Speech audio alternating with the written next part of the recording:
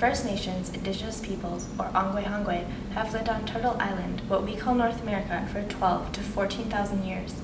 Throughout their history, these Indigenous communities have performed rich and diverse cultural traditions, constructed vibrant urban centers, and developed complex political and economic systems.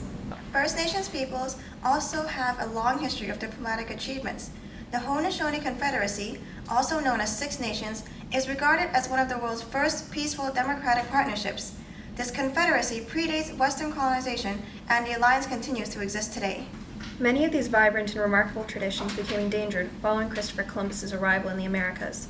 Throughout the 1500s, colonial powers expanded into indigenous territories and introduced Old World diseases and biota.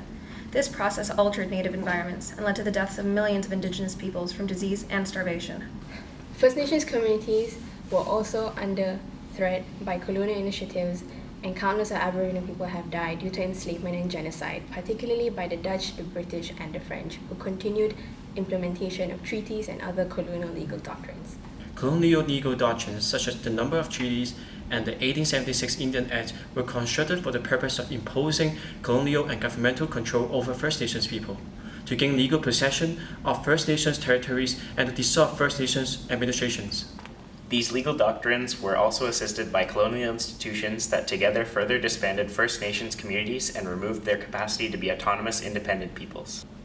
Included among this oppressive system was the residential school system.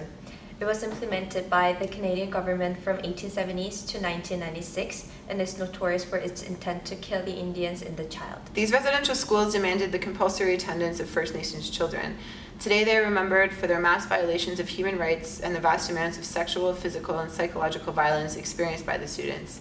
There are also records that the schools performed forced sterilizations. Although these schools are no longer in operation, their legacy continues to have many consequences for First Nations peoples. There are thousands of unsolved cases concerning missing Indigenous children that devastate their relatives and communities.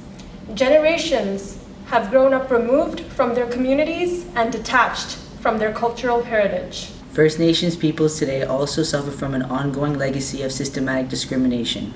On average, First Nations peoples receive significantly lower annual incomes than non-First Nations Canadians and continue to experience marginalization and discrimination by Canadian employers. This legacy of economic marginalization has a direct correlation to the current disproportionate numbers of First Nation peoples incarcerated in Canadian prisons. In 2010-2011, 27% of adults in provincial and territorial custody and 20% of those in federal custody were First Nation peoples. The systematic discrimination towards First Nations peoples is not only present in Canada's economic market, but is materialized in the form of violence and self-hate.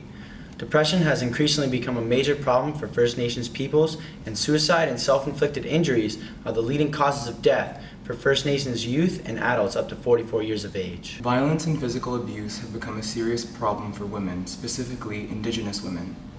Currently, Indigenous women are 7 times more likely to be murdered than non-Indigenous women. One infamous symbol of violence against Indigenous women is British Columbia's Highway 16, nicknamed the Highway of Tears. It is infamous for being the site of at least 18 cases involving the disappearances and murders of First Nations women.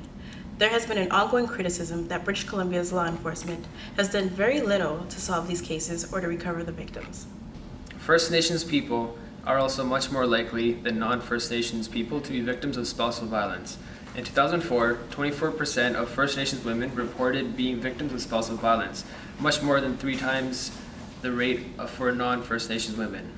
In addition, First Nation women are significantly more likely to report the most severe and potentially life-threatening forms of violence, including being beaten, choked, having had a gun or knife used against them, or being sexually assaulted. These levels of violence towards First Nations women is a direct consequence of the systematic gender discrimination that was imposed by the colonial and federal governments. The removal of Indigenous women's political authority and their marginalization from participating in their traditional social roles has resulted in the loss of female authority, both within and outside their communities.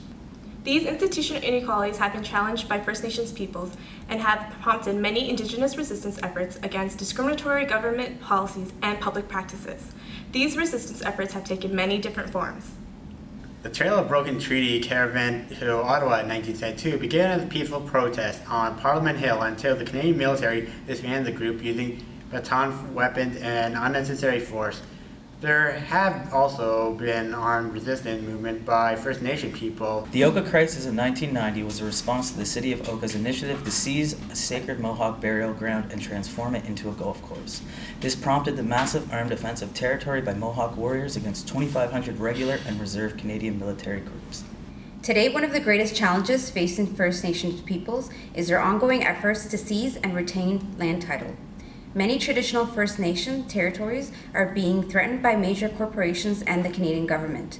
Contemporary resources extraction projects are threatening traditional First Nations lifeways, their access to the land, and the economic stability of their communities. Some of the largest contemporary resistance efforts over land preservation are regarding the tar sands in Alberta, mineral extraction projects in Northern Ontario's Ring of Fire, and particularly the Enbridge Pipeline construction project.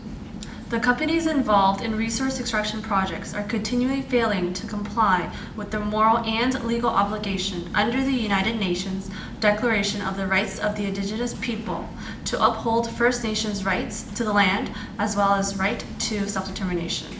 According to Article 3 of the United Nations Declaration of the Rights of Indigenous Peoples have the right to self-determination. This is due to the understanding that all Indigenous rights, including their right to land, to natural resources, and to their language and culture, all flow from the right of self-determination. Despite this, the Canadian government has made continuous efforts to deny Indigenous people the rights to a greater autonomy and continues to control their councils and their reserves. It is our responsibility as Canadians to show solidarity towards Indigenous people and to ensure that they meet their legal obligations to Indigenous peoples. Let us put our minds together and see what future we can make for our children. Chief Sitting Bull.